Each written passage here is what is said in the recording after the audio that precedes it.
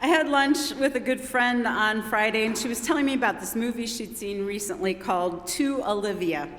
It's a true story about Roald Dahl, who wrote Charlie and the Chocolate Factory, and his wife, actress Patricia O'Neill, and the grief that they and their young family experienced in the aftermath of one of their daughters' tragic death, Olivia. As they reeled with grief, they decided to visit a priest, and the conversation turned into a discussion of what heaven might be like. When their remaining daughter mentioned that there might be their beloved pet dog in heaven, the priest was adamant. There are no dogs in heaven, he said. When they pressed him further on the matter, he dug his heels in. Absolutely not.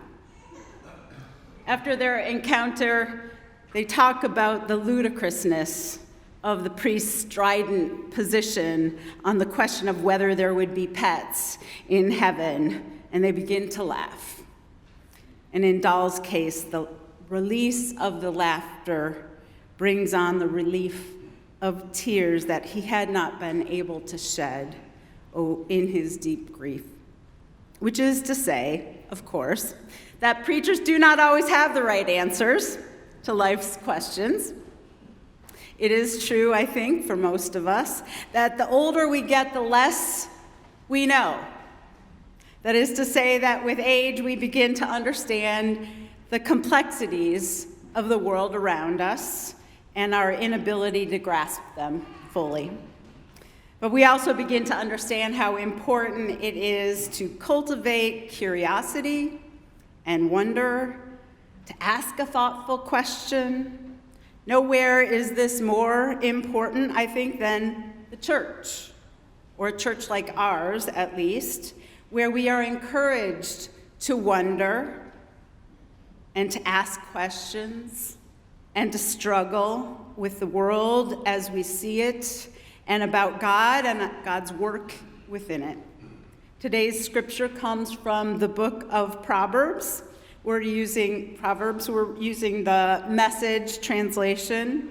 The book of Proverbs is a book of short, pithy statements and advice about life, and it raises questions about values and moral behavior and the meaning of human life and right conduct. Think of it as kind of a New York Times best-selling self-help manual of the Bible with all kinds of advice about how to win friends and influence people. This particular passage is about how we speak and the power of words to help or harm. A reading from Proverbs. Answering before listening is both stupid and rude. A healthy spirit conquers adversity, but what can you do when the spirit is crushed? Wise men and women are always learning, always listening for fresh insights. A gift gets attention.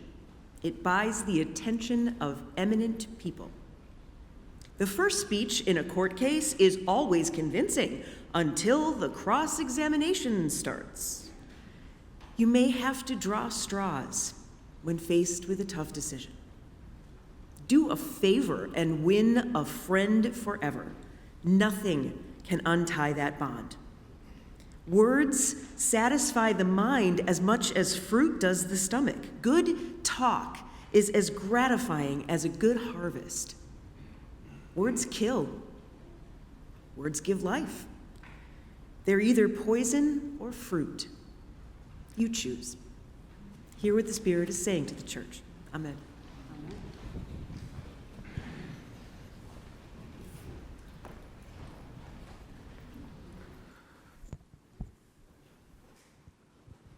Where's our MC? Well, come on up, DJ.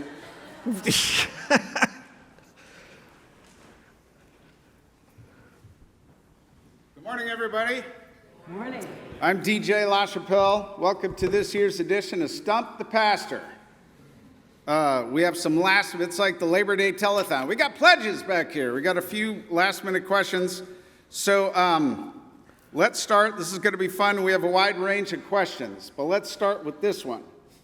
We'll go back and forth, right? Is that okay? Well, yeah. Well, right. Well, yeah. So it's August in Chicago. Cubs are fading. White Sox are terrible. Situation normal. Baseball players come out to a walk-up song. Gets the crowd fired up. It's a reflection and an indication of the individual's, taste in music and, fun. Seth, Kyle, what is your walk-up song? Much as I'm a heavy metal guy, I got to go with "Gonna Fly Now," which is the Rocky theme song. You can't beat that. Actually, my search committee asked me this when I was interviewing for the permanent position here. I will survive. Yeah. Will survive. Awesome. Okay, so this one is topical, more serious. What's the UCC and First Congregational official stance on U.S. immigration enforcement actions? Oh, that's a big jump. Yeah. Well, we're trying to cover. Getting right into it. Well, if I Should go? take the lead, or goes first. First of all, the UCC and First Congregational Church doesn't necessarily have an official stand on anything because, we are congregational and we, respect the individual's liberty of conscience and theological beliefs and reasoning and so on and so forth. That being said, there do tend to be, overwhelming majorities, I would say, of opinion and belief within the denomination and within the church. And it's my perception that the majority of folks in the UCC would say that, immigrants are human beings, that they that it's not entirely kind or reasonable to define a person as legal or illegal in and of themselves. They may commit legal or illegal acts, but and furthermore, I think that I think the consensus, the general consensus, would be that the actions taken most recently by the current administration are exceptionally cruel and unnecessary. So that's my perception. And I would just add that Scripture is really clear on this point, that we are to welcome the stranger and the exile because we were once exiles in a foreign land. And so Scripture is really clear about how we treat one another and especially the stranger, those from far away.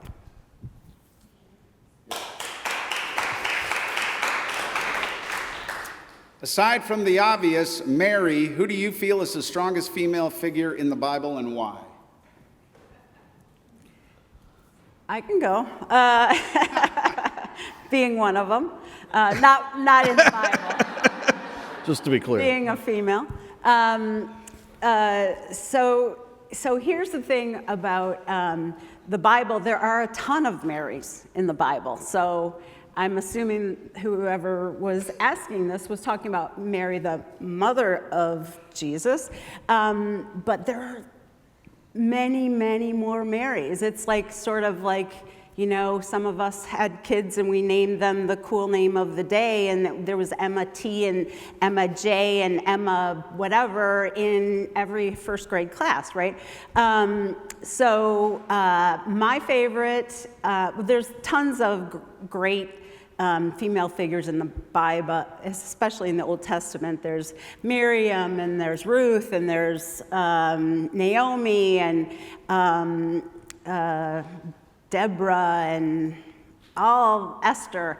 There's a lot of them, but my favorite is actually Mary Magdalene, who the latest study or biblical studies have uncovered that they tried to erase her. She's Mary Magdalene, but there was no town called Magdala then. They think she was called Mary the Tower because she was the tower of the early church, and she was the first preacher. She was the first one to see Jesus. She was the first one to be a leader in the early church. And we think that maybe she'd been erased as the Bible was being put together. But anyway, she's my favorite. She's the one who excites my imagination. I'll take a slightly off-kilter and controversial approach to this one. And name a character that's only sort of fleetingly in the Bible, but and I'm not saying she's the best or even good necessarily, but I think she's the strongest. I would argue is Lilith, and I don't know if anyone's familiar with Lilith, but Lilith is mentioned fleetingly, but is extensively portrayed in various rabbinical, interpretations and texts and stories and mythologies. And Lilith was Adam's first wife, who basically rejected him for trying to, be the superior person, the man of the house, so to speak.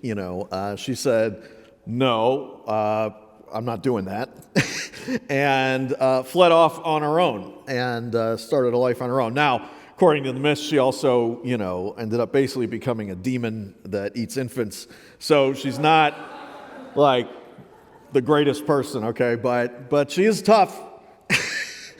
I'll give her that. And that's why none of that made it into the canon. Yeah, that's right. Okay, next. If you had a superpower for a day, what would it be and how would you use it to benefit First Congregational? One day. Those are like two different questions. You can wear a cape, too, if you want. So. Well, I do that half the time anyway. Superpower to benefit the church.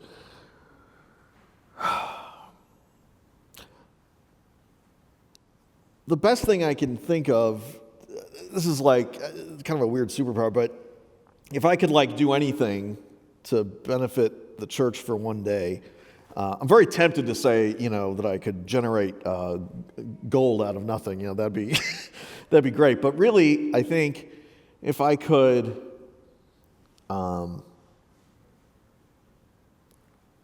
open hearts in some way, right, to see God's pure love, right, in a very clear way that would sort of change the way you live your life, I guess, we try to do that, but it's limited, right, by language and our own ignorance and our own weakness. So if I could somehow just show people, right, God's love and grace laid bare, I think that would really transform the church in a marvelous way. Yeah. Amen. So I think the church's superpower, or at least one of them, is this feeling of connectedness to God, to one another, sort of the cross, both, and to the world, and to the poor and the suffering. And so it's the church's superpower, but if I, for one day, could help us all be more connected and see that each action that we take really does make a difference in the world and connect us all, that would be my superpower. Last week, Reverend Cunningham stated that Jesus was not white. Are there any white people in the Bible? Well, I can speak to that. So I've been, we have a new racial justice ministry that's getting ready to ramp up this year, and I'm really excited about it. But what we struggle with that word race, because whiteness or even races were not a thing in the Bible. It's a social construct that humans have developed. Sure, there were Samaritans, and there were people from different places. There's Galileans, there's Egyptians. ways of categorizing people, but there weren't whites and blacks. There were not. There wasn't even the concept of that. What we in the American lexicon call whiteness is Europeanness, white Europeanness now in how we think of it.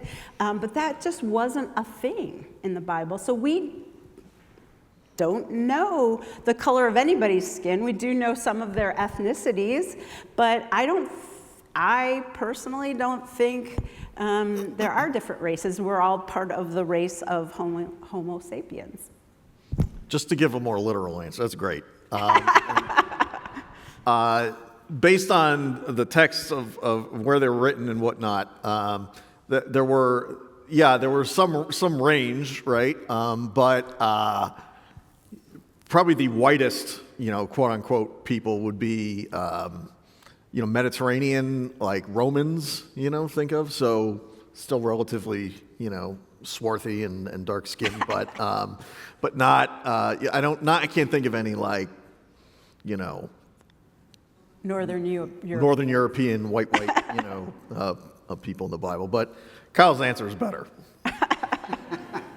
All right, so here's a question some of us have heard a little bit, but this is a great one. How old were you when you made the decision to pursue the ministry as your career, and was there a specific event that motivated you to make that decision?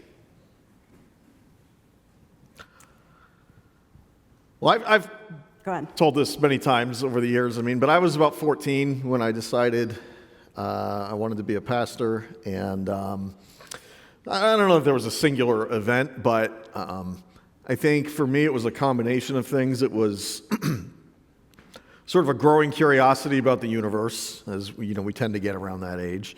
And for me, it was really took on a more cosmic and less scientific kind of curiosity. I don't really have a scientific mind. And so for me, it's more about things like good and evil and various forces in the universe and where we come from and why we're here, and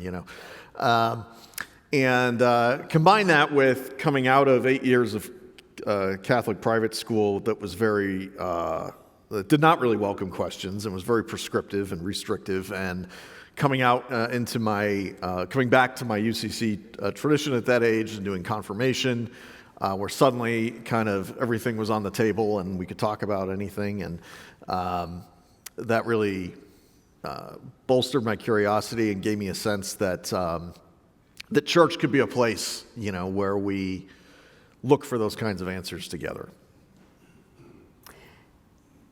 Yeah, I don't have that much of an exciting call story either. I grew up in a church, in a family that was unchurched. We got baptized, we got done, and never went to Sunday school except, and I go to church when I would visit my grandparents. But some of my friends were joining the confirmation class in the Presbyterian church in town. And I had always had this really strong sense of God, but I didn't have the words to talk about it. So I asked my parents, can I go to confirmation? And they're like, sure. We'll drop you off every Wednesday night for a year. And through that, I learned to have some words about to describe this growing relationship with God. And then, but like as a career, no, I didn't know any women pastors. I didn't even, it would just, my family never talked about religion or politics.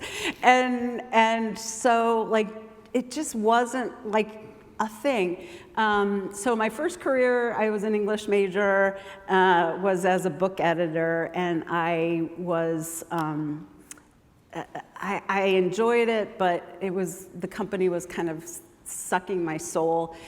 So I began to get involved in my church, which was Fourth Presbyterian Church downtown in the city.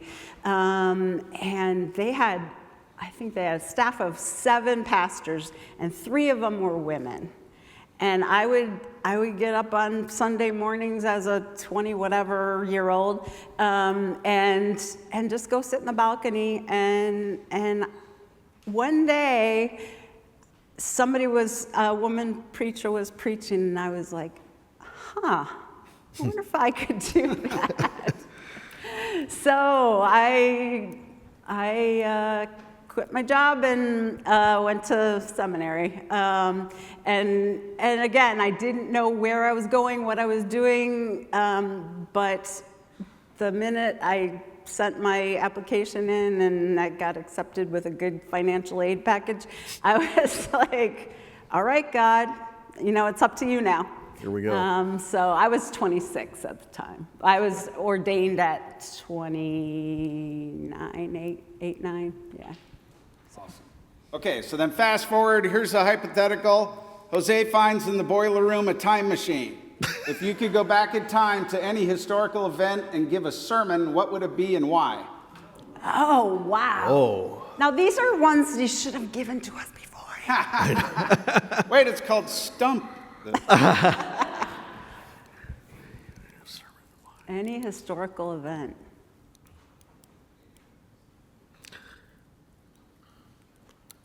I Whoa, would. we stumped him.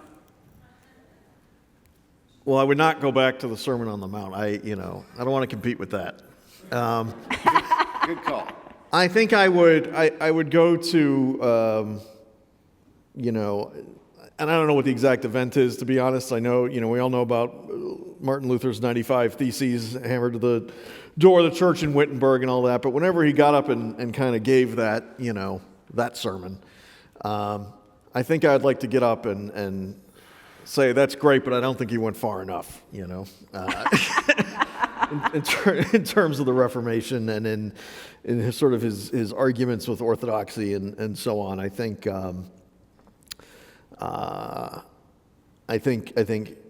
this is somewhat actually just a little teaser into what our sermon series is going to be in the fall, which is called Wild God, and kind of about the limits of institutional theology and how organized religion in a lot of ways can be so restrictive that kind of puts a muzzle on God a little bit in a lot of ways. And so I think the Protestant Reformation was a great thing, but I don't know. I think we could use another one.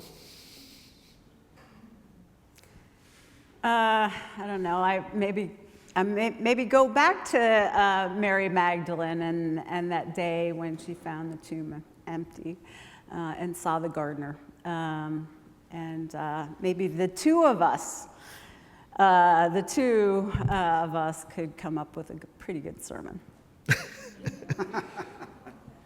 Okay, we have several more. How are we doing on time? We're good? Okay, if First Congregational was a TV show, and sometimes it feels like it, right? What would the theme song be?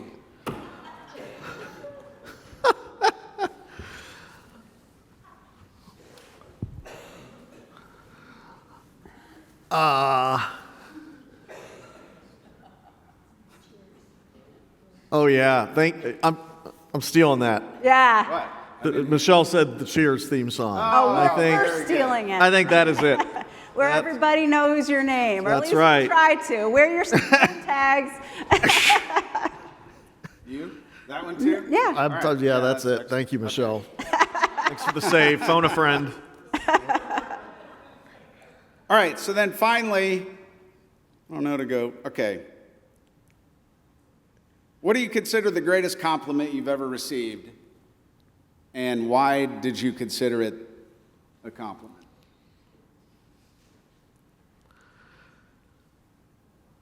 So I'll give a unserious answer first, and then a serious answer. But so not that this is like a serious bone of contention in my marriage or anything, but my wife is not the biggest fan of these glasses. What? So whenever I get a compliment on my glasses, out and about, which happens fairly often, I might add, I very much appreciate it, and I like to go home and tell her, well, you know, so-and-so really likes these classes. But my serious answer is when one of my kids tells me that I'm a good dad. I know that's it's a little cliche maybe, but I mean, what better thing can you be, right? And it's one thing to hear it from other people, you know, being a guy, it's like if you like, you know, hold your baby or whatever, it's like, oh, you're such a good dad, you know, like, but to hear it from them, right? That really means a lot, means everything. Yeah.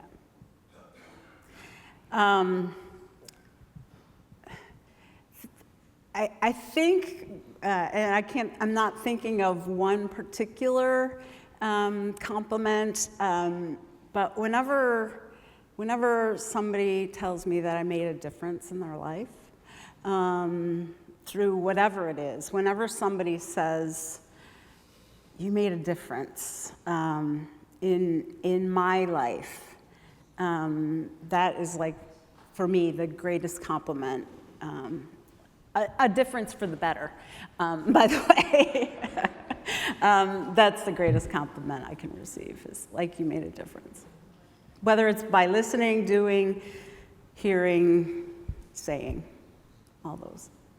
All right, one Never more quick one today. What is your favorite donut? You're the first person at the table. People are watching you. What are you grabbing? I would say, I'm kind of a purist. I do like the glazed, plain glazed. I'm going to go even more purist and the plain unglazed. Oh, man. Old-fashioned? Wow. I believe they call that the old-fashioned. The old man donut. Thank you, everybody. See you next Thank you, year. DJ. Thank you all. DJ.